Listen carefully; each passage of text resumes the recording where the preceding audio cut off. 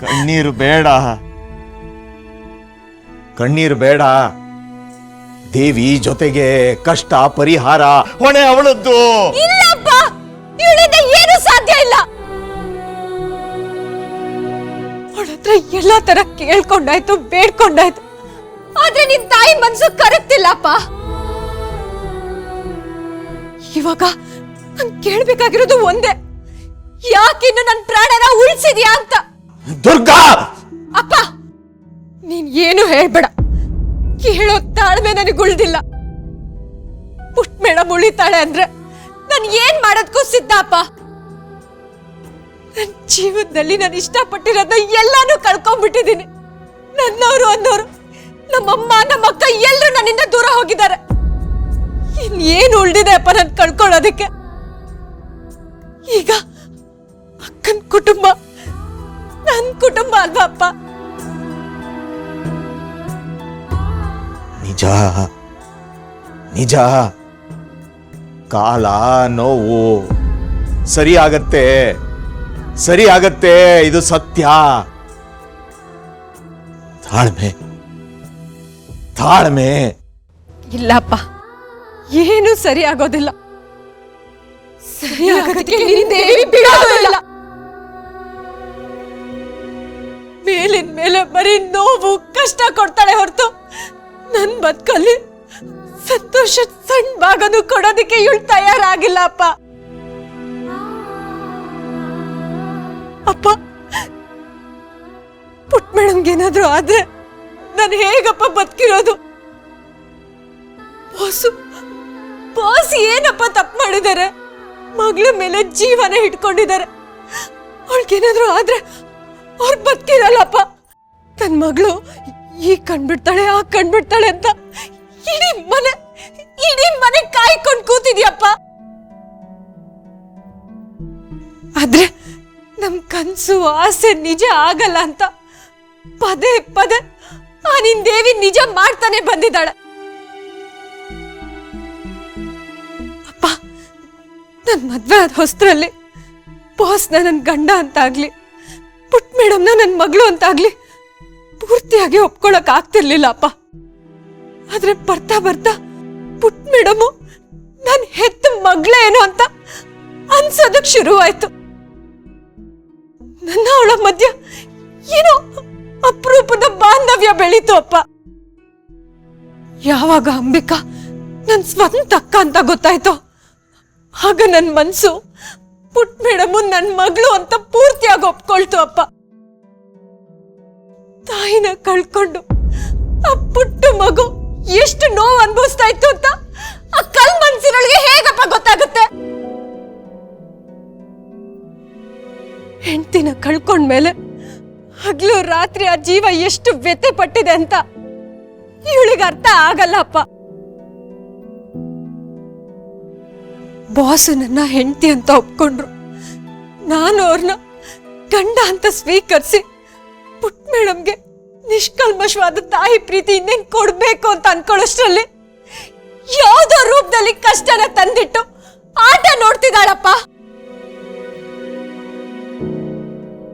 ಮನುಷ್ಯ ಅಂದ್ಮೇಲೆ ಕಷ್ಟಗಳು ಇದ್ದೇ ಇರುತ್ತೆ.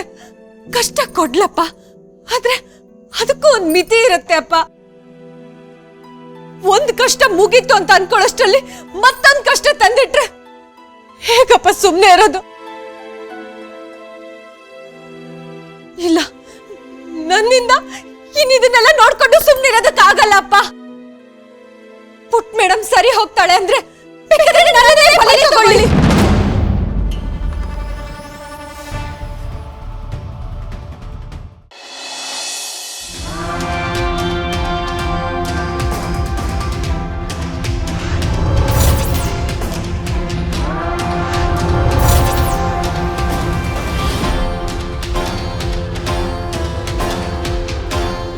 ಗೆದ್ದೆ,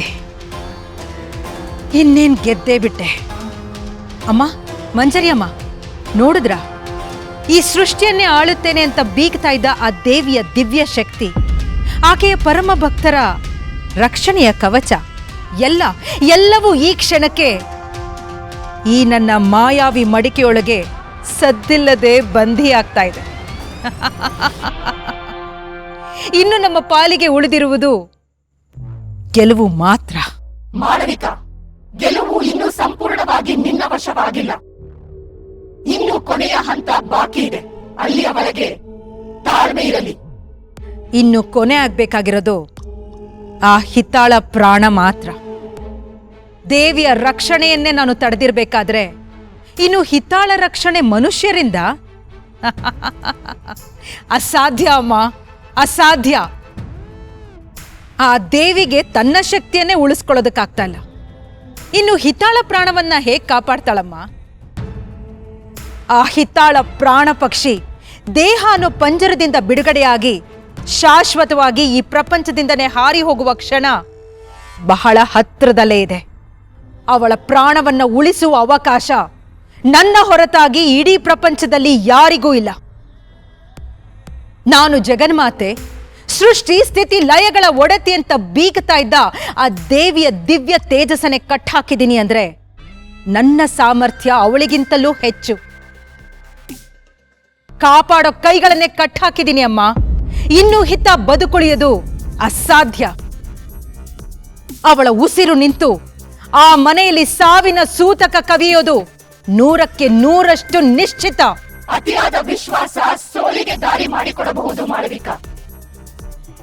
ಆ ದೇವಿ ಸಾಮಾನ್ಯದವಳಲ್ಲ. ತಂತ್ರಕ್ಕೆ ಪ್ರತಿತಂತ್ರ ಹೂಡೋದು ಅವಳಿಗೂ ಗೊತ್ತು.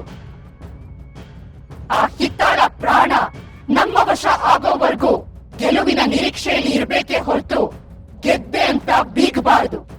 ಅಮ್ಮ, ಗೆಲುವಿಗೆ ಇನ್ನು ಒಂದೇ ಒಂದು ಹೆಜ್ಜೆ ಬಾಕಿ ಅಷ್ಟೇ. ಹಿತ್ತಾಳ ಪ್ರಾಣ ಹೋದ್ಮೇಲೆ ಇಡೀ ಕುಟುಂಬ ಕತ್ಲಲ್ಲಿ ಮುಳುಗೋಗುತ್ತೆ. ದುರ್ಗಾ ಹುಚ್ಚಿಯಾಗಿ ಬೀದಿ ಬೀದಿ ಅಲಿತಾಳೆ. ಒಂದೇ ಏಟಿಗೆ ಎಲ್ಲವೂ ಸರ್ವನಾಶ ಆಗೋಗುತ್ತೆ. ಅಮರರಾಗ್ತೀರಾ ಅಮ್ಮ, ನೀವು ಅಮರರಾಗ್ತೀರಾ.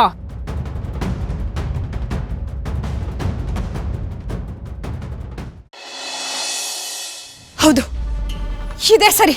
ನಾನು ಈಗಲೇ ಈ ಕ್ಷಣನೇ ನನ್ನ ಪ್ರಾಣ ಬಿಟ್ಬಿಡ್ತೀನಿ.